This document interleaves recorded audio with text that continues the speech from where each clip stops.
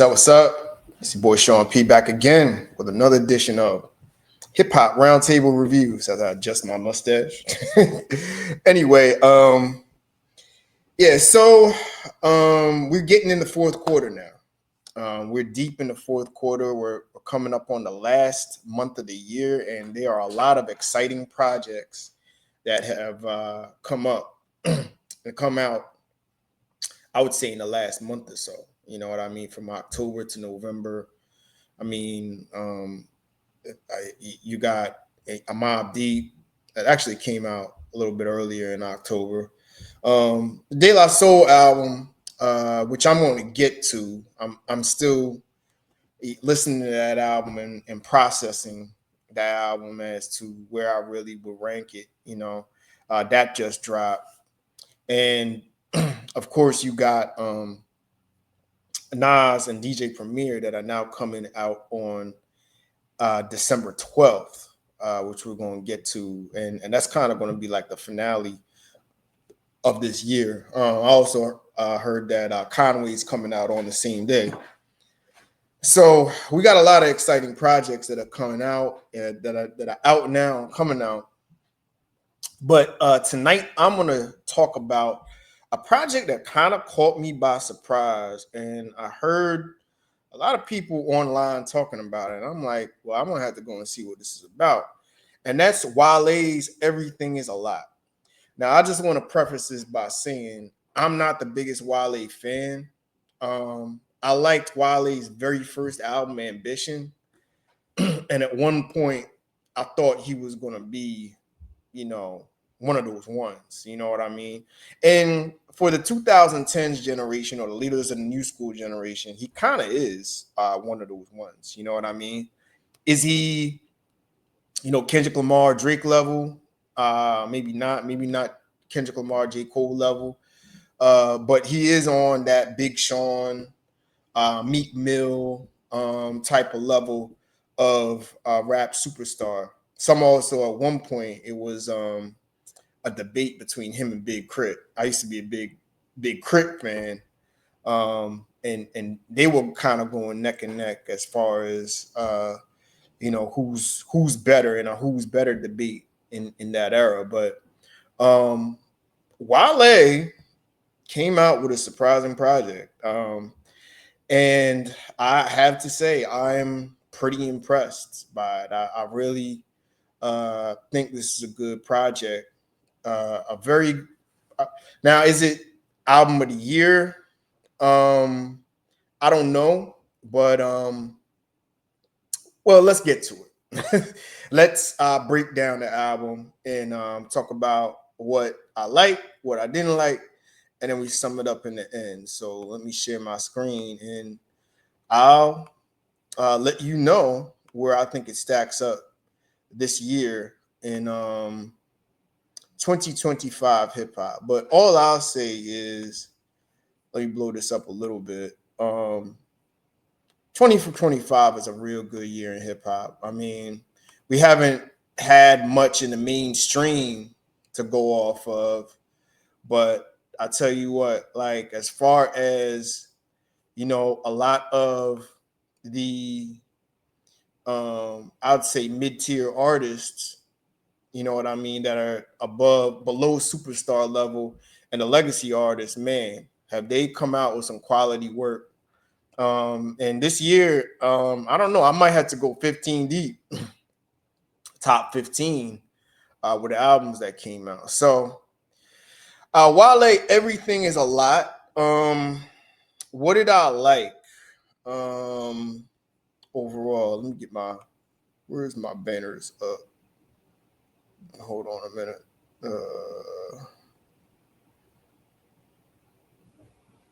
Okay, so what did I like as I make this banner? I like the overall vibe on this album. I like the fact that, and this is kind of like something that artists can kind of take a page from.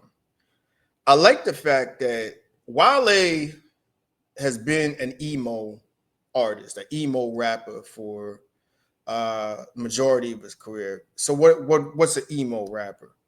Um, Eminem was an emo rapper. Lil Wayne's an emo rapper. Drake in his early days, I say the classic Drake days, was an emo rapper. Joe Budden's emo rapper, even Lil Wayne. And these are rappers that talk about real life topics. I'd also say Kanye West is an emo rapper. And they pour their heart out. They pour their soul out about relationships, about women, about their ups and downs, about how they're feeling. You know what I mean? And it's very relatable rap. You know what I mean? I'd say that My Beautiful Dark Twisted Fantasy may be arguably the greatest emo rap album of all time. You know what I mean? And yes, that is an emo rap album, you know. So come around to Wale. That's what Wale has made a career off of. His biggest songs have been about, you know, relationships with women. I know Bad with Rihanna was his biggest song. I know Lotus Flower Bomb, a very poetic song with Miguel, classic record, you know, about you know, falling for a woman. You know what I mean? And you know, and Wale is a poet. He is a poet by trade. You know, so that's what I liked about this album is he's bringing that emo rap vibe back. This has a very early 2010s to mid 2010s feel to it, and I like how Wale got in his bag. You know what I mean? He really did his thing on here. I would say the just the overall vibe of this album is really what I liked about it. Um, and lyrically, he was pretty good. He was pretty solid in there. He said a lot of stuff that made you think. A lot of relatable raps in here. You know what I mean? So I did like that. I did like what he did with that. Um, Not too many bangers on here. I think there's one or two. I'll get to the track list in a little bit. And it really is a good play for 18 song album. You know what I mean? Which you know I don't really like um, a lot of songs on an album. I'm a guy. You got to give me 15 cuts, and that's about it. You know what I mean? Give me a strong 15, and I'm good. But all right, so let's talk about some of the songs on here that I'm vibing to. Conundrum, I like the start, solid start to it. Belly, I love how he flipped the old soul to soul beat. And obviously, if you saw the movie Belly, you would know that song and reference that song to the movie Belly. You just watch the movie Belly if you haven't seen it. And you'll know what I'm talking about. But that sample is classic.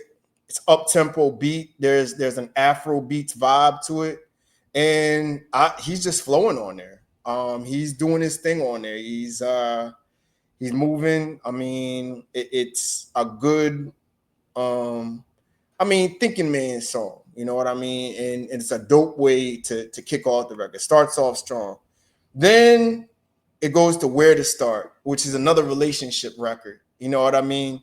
Where he's going back and forth about a girl. You know what I mean? That he's talking to. I'll let you listen to it, talk what he's talking about, to hear what he's talking about. But this is a feel good record. This has a little bit of a summertime vibe to it. Again, I like the sample on here. I like the old school New Jack Swing SWV vibe on here. This is a replay song. This is definitely a repeat record on here. You know what I mean?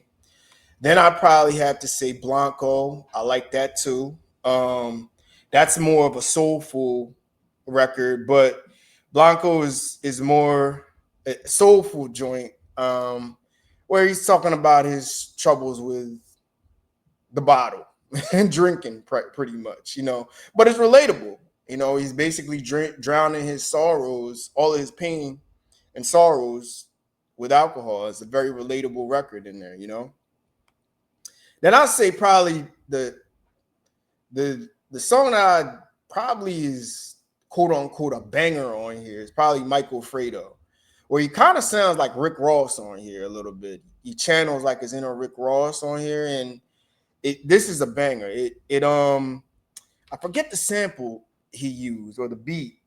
I want to say it was an old Dipset beat or a Cameron beat, but it's a banger. It's hard. It's 2 minutes. It's to the point, and it's got some replay value to it. You know what I mean?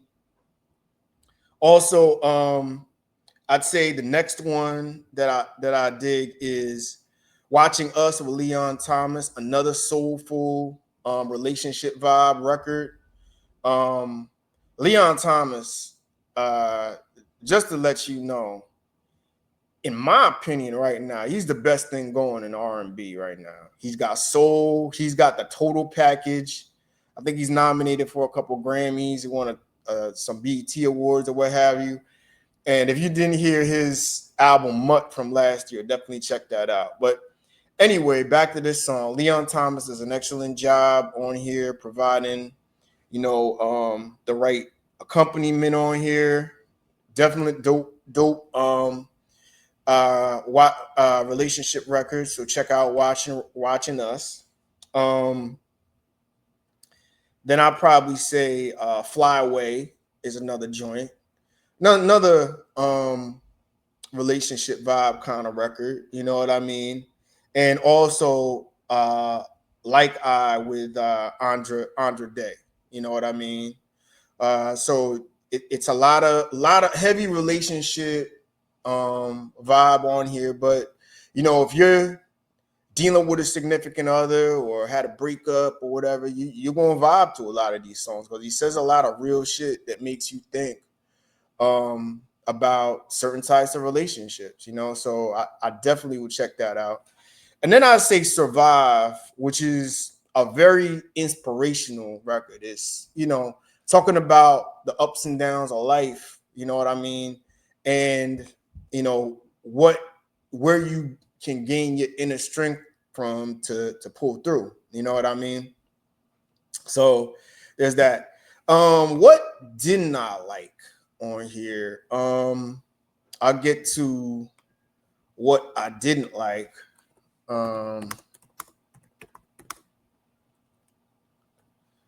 As I pull my banner up.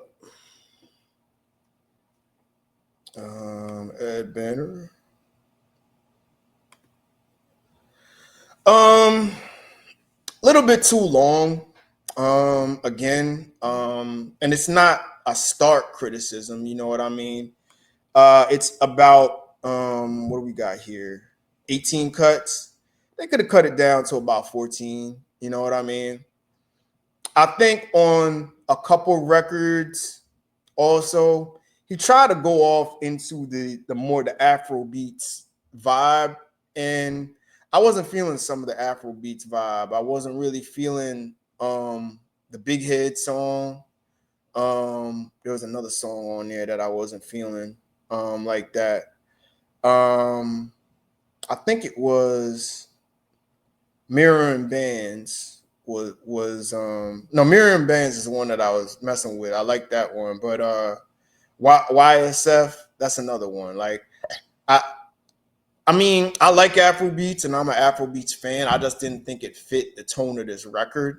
He could have done without those songs. And The Lonely with Shabuzi, that's more of a singing type of joint. And again, it's an emotional feel type of record, you know what I mean, where you're kind of feeling the sorrows of another individual. I mean, you're gonna feel, it's a sad song or whatever, and it's appropriate given that Shabuzi's on there and he's a country singer. But I don't think it really fit the tone of this album. I think this was definitely a little bit of a reach for maybe a radio hit or a radio single on there. Shabuzi did his thing on here. But I really wasn't feeling that as far as this album. I mean, if he would have released this as like a standalone single, maybe a warm-up single to this album, I could see that, but I really didn't think it fit this album like that. So that's what I wasn't liking on here. A little bit too much that he did. You know what I mean? So what do we have here? What are we gonna rate this album as we usually do? So lyrics, I want to go a solid 8.5 out of 10. Wale's a poet, you know what I mean? And he's never going to blow you away with, triple entendres or, heavy double meaning or what have you, but he's going to make you think. And I think he does a good job at this. I don't think he's lyrically whack on anything here. You know what I mean? Definitely at 8 to 8.5. I'd probably give the edge to 8.5 because every song had a real point to it. You know what I mean? It's back to, emo thinking man's rap. So definitely I like that. Production. I would have to go again with an 8.5. I like the fact that he sampled some, old school R&B songs, some, early 90s, early vibe R&B along with some soul on here. I definitely it's a nice listen. You know what I mean? The beats on here are a nice listen. You know what I mean? So I say an 8.5 on production. Flows and energy. Um, I'd give I'll give him a 9. I'll give him a 9 on here. I think he was very diverse on this. He mixed up the harmonization, he mixed up singing on here in the right parts. He came with a lot of good raps on here. He was poetic when he had to be. He was, charismatic when he had to be, like I really like his bravado on this. So I'll give him a 9. I think that's Wale's strong suit on this album. I'll give him a 9. And replay value. I this is gonna get some play. This is gonna get some play for me. I will go and I'll give it a solid 8.5 out of 10. I think it's something where you're gonna listen to the majority of this album, maybe minus maybe 3 or 4 songs, but it's not a straight play, but you're gonna listen to most of these songs. And like I said, a lot of these songs have repeat value. I mean, I know Belly, Where to Start, Blanco, I would say. Michael Fredo is a banger. Watching Us with Leon Thomas, but I'm liking everything Leon Thomas is on. He's definitely something that's special. So I'll say that's about an 8.5 out of 10. And features, I will go about an 8 to an 8.5 out of 10. Again, Leon Thomas did his thing. I would say Andrea Day added enough to this project. Ty Dolla $ign on the Survive record, and also Nino Payne. I would also say, even though the song I didn't think fit the album, Shabuzi did his thing on here. So I would say 8 to 8.5 as far as the features is concerned. So I think that was pretty good. So with that, my overall rating, where are we going to go? I'm going to go with a solid 8.5 out of 10. This is a top 10 project of the year. Does it crack my top 5? I don't know. Right now, my pole position projects are, well, really let God sort them out. That is a certified classic. That's the number 1 record of this year. And then right after that, I would say Alfredo 2. I would say a tie between Raekwon's project. The name escapes me. I think it's Emperor's Clothing or something like that. I'll go and look that up. I don't know why it's escaping me right now, but I think that with the Mobb Deep album, Infinite. You know what I mean? I think is about a tie. They've been going back and forth as to what I thought was the Emperor's New Clothes is what it was. Um, so that's my top four. And see, after that, I would probably have to say one of the Dave East projects. I think Fine Dining with Young Chris. I think Karma 4, which I just did, that's getting heavy play. That's maybe number 6. And I probably have to say Wale's probably around number 7 or so. Right now, my top 10. It's definitely in discussion, you know what I mean, for pushing for that top 5, but it's got replay value. And this is coming from a guy that's not a real Wale fan. Like, if you're a guy that I never haven't been high on and you kind of put something out there that, kind of impresses me, I have to say, all right, you know what I mean? That even makes it even better. You know what I mean? Because you're now making me a fan. And I haven't been a big fan of Wale since his first 2 projects. First 2 projects I really liked. I think it was Ambition and what was Wale's second project again? Hold on. Let me get back to what it is. I remember the album cover. Yeah, what was it? Yeah, Gifted. That was another one.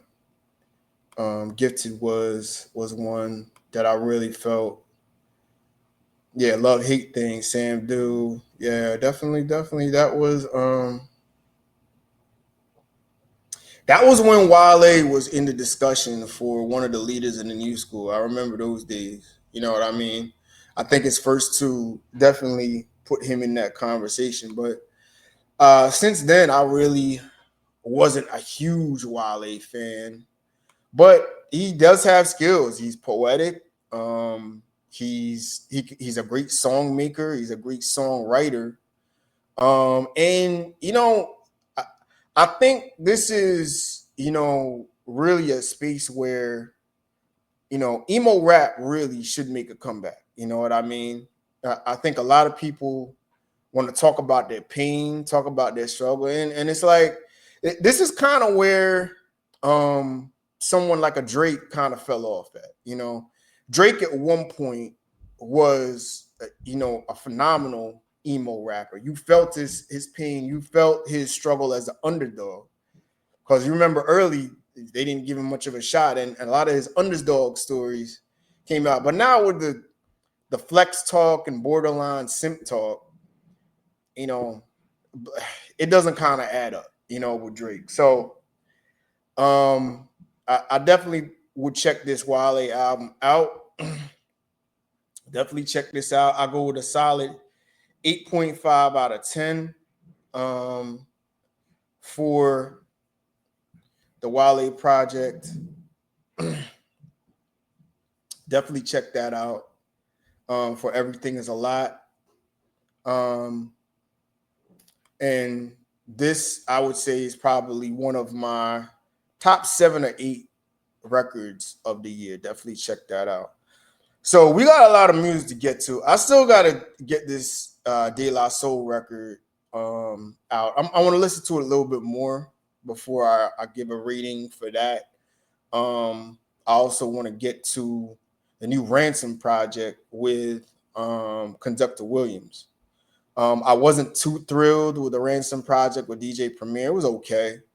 But the new Ransom project with Conductor Williams, I'm going to have some things to say about that, definitely. So stay tuned for some new content coming up. I got a couple more records to get to. So stay tuned for that. And enjoy the rest of y'all night. I'll catch up with y'all later, all right? Peace.